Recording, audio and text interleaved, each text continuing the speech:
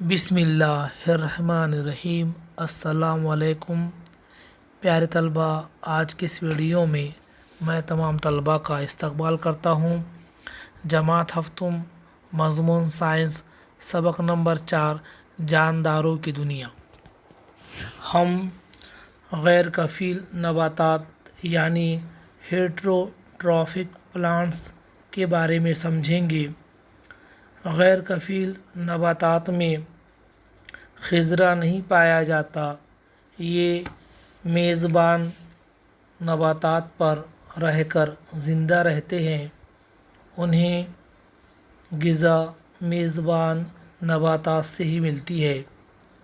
کسی بڑے درخت پر نشوونما پانے والی ڈوری جیسی بغیر پتوں والی پیلی بیل کو امر بیل کہتے ہیں۔ جو نباتات دوسرے جانداروں کے جسم میں یا جسم پر نشوونما پاتی ہے، ان سے اپنی غذا حاصل کرتی ہے، انہیں طفیلی پیراسٹک نباتات کہتے ہیں، مثلاً لورنتھس، امر بیل وغیرہ۔ خضرے کی غیر موجودگی کی وجہ سے امر بیل پوری طرح میزبان درخت پر ہی منحصر رہتی ہے، اس لیے اسے مکمل طفیلی نبات کہتے ہیں۔ چند سوالات آپ کے سامنے آئیں گے، اس کے جوابات کو غور سے سنیے۔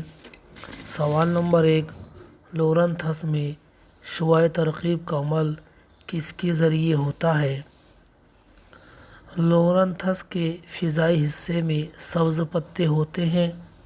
لورنتھس ان سبز پتوں کی وجہ سے شعاع ترقیب کا عمل کرتا ہے۔ سوال نمبر 2، انہیں پانی اور نمکیات کہاں سے حاصل ہوتی ہے؟ میزبان درخت اور دوسرے درختوں سے معدنیات اور پانی حاصل کرتے ہیں۔ سوال نمبر 3، لورنتھس کا پودا نیم طفیلی کے طور پر کیوں جانا جاتا ہے؟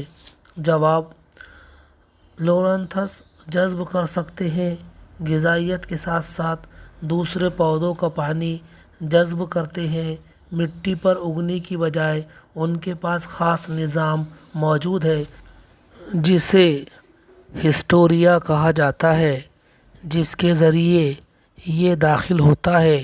یہ جنگلی درخت اور درخت کے ہوائی حصوں پر اگتے ہیں۔ حشرات خور نباتات، انسیکٹیورس پلانٹس۔ کچھ نباتات کیڑوں کا شکار کر کے ان کے جسم سے غذا حاصل کرتی ہے۔ یہ آپ نے پچھلی جماعت میں پڑھا ہے۔ یہ نباتات ایسی زمین میں نمو پاتے ہیں جہاں نائٹروجنی مرکبات کی کمی ہوتی ہے یا پانی میں نشوونما پاتے ہیں۔ ڈراسیرا برمانی ایک حشرات خور پودا ہے۔ اس پودے کی ساخت کسی پھول کی مانند ہوتی ہے۔ یہ زمین سے قریب اس کے متوازی بڑھتا ہے۔ اس کے پتے پرکشش گلابی سرخ رنگ کے ہوتے ہیں۔ پتوں کے حاشیے پر باریک بال جیسے ریشے پائے جاتے ہیں۔ ان پر کیڑوں کو راغب کرنے والے چپچپے مادے کے قطرے ہوتے ہیں۔ سری لنکا میں سائنسداں جوہانس برمن نے 1737 میں اسے دریافت کیا، اس لیے اس پودے کا نام برمانی ہے۔ گند خور پودے، سیپروفائٹک پلانٹس۔ جانداروں کے سڑے گلے مردہ باقیات پر انحصار رکھنے والی نباتات کو گند خور نباتات کہتے ہیں۔ مختلف قسم کے ککرمتا، پھپھوند اور ایسٹ مردہ باقیات پر زندہ رہنے والی نباتات ہیں۔ مردہ اجسام پر پھپھوند ہضمی رس خارج کرتی ہے اور اس سے کاربنی مادوں کی تحلیل ہوتی ہے، جس کے نتیجے میں تیار ہونے والے مائع جذب کر کے وہ ان سے تغذیاتی مادے حاصل کرتی ہے۔